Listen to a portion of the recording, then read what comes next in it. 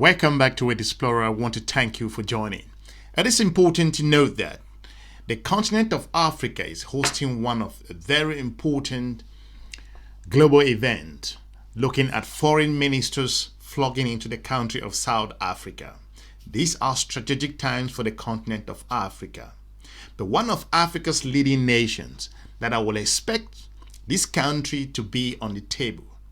I'm talking about Nigeria. Nigeria has abdicated its responsibility in the continent of Africa, from the Sahel to the current issues happening across the region. Go to the comment section and write, why do you think Nigeria has completely lost in terms of the geopolitical environment? The geopolitical partners are observing what's going on with Nigeria. Recently, in the current G20 meeting for foreign affairs ministers, Nigeria's foreign minister struggled to explain where the country stands on international issues. Nigeria is being invited at the G20 from an invitation from the country of South Africa. Does that mean without South Africa inviting them, Nigeria will not have any voice? It is clear that Nigeria is so engulfed with its internal issues with regards to its own particular problems that are going on in the country. Nigeria has decided to ignore the current geopolitical shift that we're seeing in the United States of America, how it's blowing heat waves across the continent of Africa. Where is Nigeria? Egypt is being pushed on the left. South Africa is being suppressed. Other countries across the continent of Africa are facing the pressure. And I hear the foreign minister is still figuring out where the country stands, and Nigeria is participating from the sideline, and Nigeria is still talking about joining BRICS at this stage. Look at Europe. Major economies in Europe are having their voice heard. Germany, France, they are speaking out loud. In Asia, South Korea, Japan, China.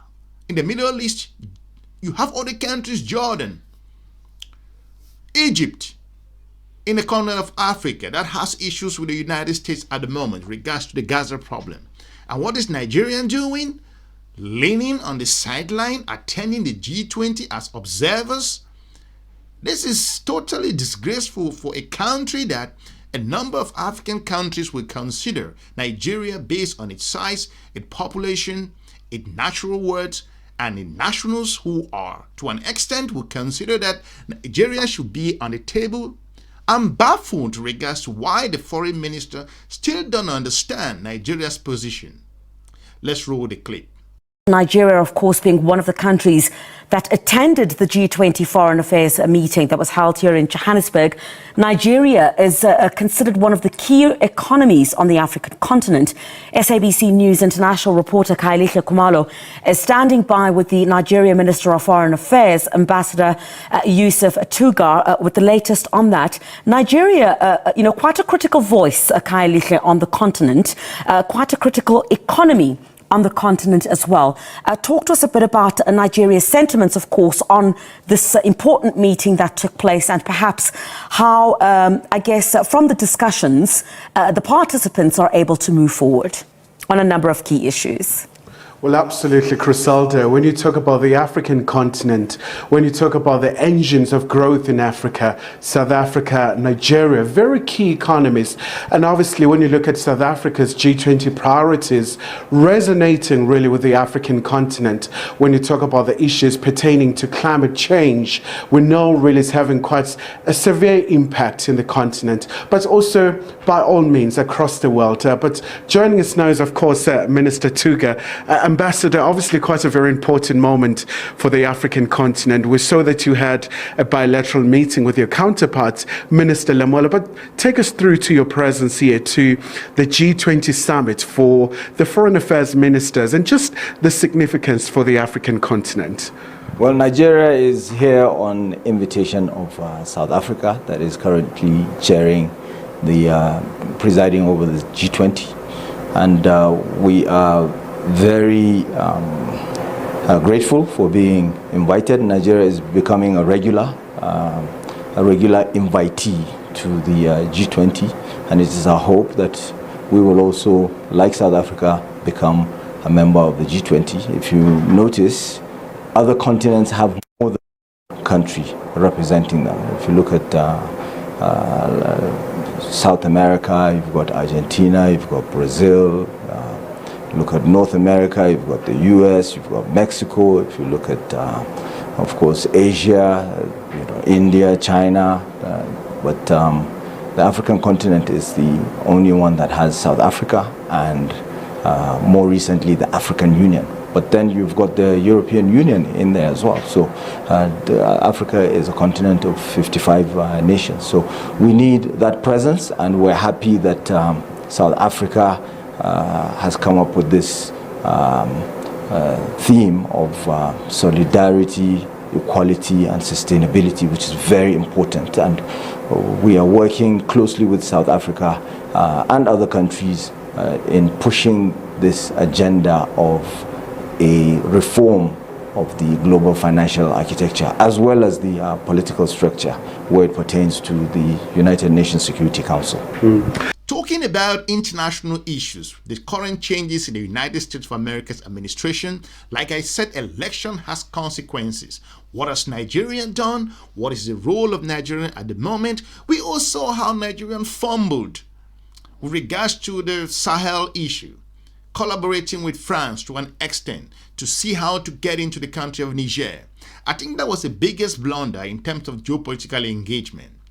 What's going on at the moment? Nigeria is trying to patch its relationship with the United States of America, picking up its relations with Europe and other partners. But Nigeria is never seen to take a particular position that is needed at this critical time in the continent of Africa's history. Listen, folks, I understand some of my Nigerian viewers will question why I'm putting Nigeria into context.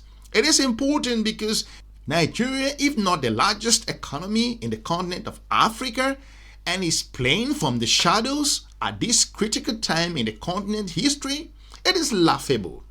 Nigeria has been engulfed with internal issues. Every country has internal problems. South Africa has its own internal issues that are currently going on. We've heard about the farmland and the ministers of the foreign secretary of the United States injecting themselves, the current president of the United States injecting himself into South African issues. Egypt has its own internal issues going on. And Nigeria does have its own internal issue. Does that mean you cannot come on the global stage and play big? Look at China. Compare these other major economies on different continents. Nigeria has struggled over the past couple of decades to revamp itself. The giant of Africa is that just on a map? It is shameful that Nigeria at this particular time, that the G20 is taking place in the continent of Africa and Nigeria is coming from an invitation. That is really laughable.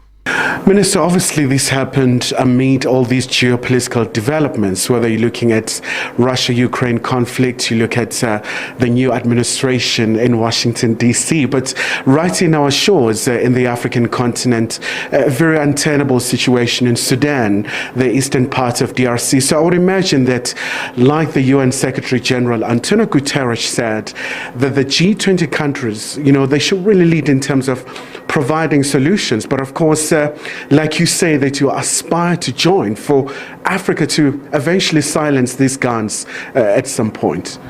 We would rather that Africa and the African Union and other platforms that are owned by Africa and African countries be utilized in solving these problems.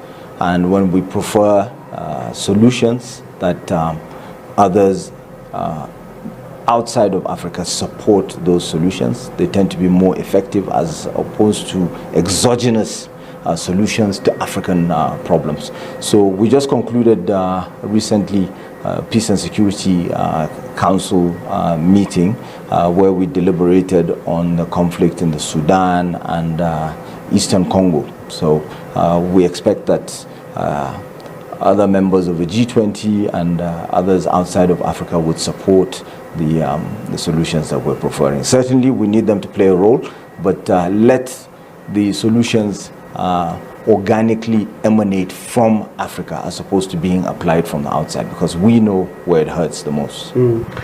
And Minister, while we have you, what do you make of South Africa's priorities? I mean, when you talk about debt sustainability, when you talk about harnessing the minerals, the critical minerals, to beneficiates right in our shores, as opposed to taking them out of the continent, and then they come back 10 times more in terms of the cost. What do you make of these priorities? I mean, surely they do resonate with sub-Saharan Africa, given all the resources that we have. Absolutely. This is a noble cause that we have all signed on to, and we're happy to see South Africa championing it under its leadership of the G20 when it comes to the issue of debt. And of course, that also dovetails into the African Union's theme, which is reparations, because then we can think of more interesting ways of applying reparations by way of debt, the issue of debt. So we are advocating for special drawing rights from the International Monetary Fund, same way it was applied during the COVID pandemic, which is not going to increase any debt on any African country, but these are the sort of clever ways that funding can be provided for the energy transition, for instance, which is very expensive, the transfer of technology that was promised by the rich countries back in Rio in 1992, that really nothing has been done about it. So you can apply these sort of mechanisms to ensure that you give.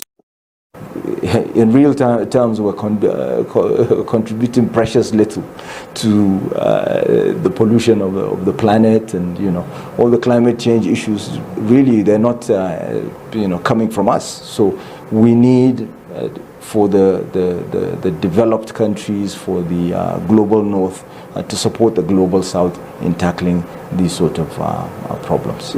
I hope Nigeria can, to an extent, realize that the geopolitical landscape has changed. If what happens in the Sahel did not wake Nigeria up, the pandemic did not wake Nigerian up, and the Russian-Ukrainian war did not wake Nigerian up, and what's happening within the continent of Africa, the Democratic Republic of the Congo and Rwanda, Sudan, a whole lot of internal conflicts and what's going on at the moment. You expect a country like Nigeria to be on the table, making decisions, talking about continental issues, driving things forward. But you're operating from a distance. Not just from a distance, you are hiding. That's how I'm going to put it, because the geopolitical partners that you are interacting with, the United States, the Europeans, and other Asian partners, they are laughing at you. They're laughing at Nigeria. Nigeria becomes a laughing stock in the global community. Someone asked me, where is Nigeria at this particular time? And it was difficult for me to answer, because Nigeria has metamorphosized into some kind of a nation that pretends to be existing and is pretending so engulfed with internal problems. I think it's so fundamentally a shame at this time when Africa needs countries like Nigeria to step up to the table and make decisions that are not popular. But if you are siding with your geopolitical partners and operating from, you are struggling to still talk about joining BRICS at this time in your history when your economy is in shambles and the people of Nigeria need economic opportunities and jobs.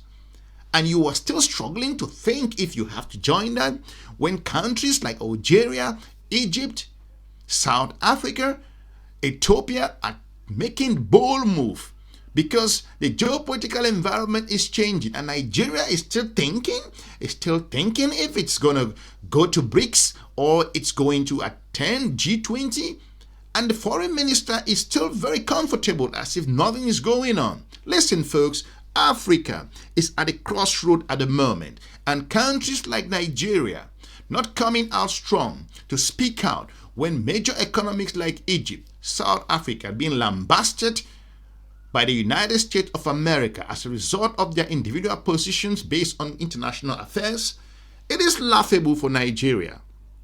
I think it's about time that Nigerians wake up and face the drum, because at the moment, the issue about size or this issue of the giant of Africa, it doesn't hold grounds. These are critical times in Africa, and we need leadership at the moment, and Nigerians should stop leading from behind. I want to thank you for watching. Let me know what you think with regards to the current position of the country of Nigeria and the performance of the Nigerian foreign minister, who is struggling to still figure out where Nigeria stands in the continent of Africa. Nigerian position is laughable around the world. Nigerian voice is shrinking. It is disastrous for one of Africa's nations you will expect should be on the table today and pointing fingers to where the direction of the continent should go. Leave me a comment. I will be looking forward to meeting you soon in our next episode. Have a good day. Bye-bye.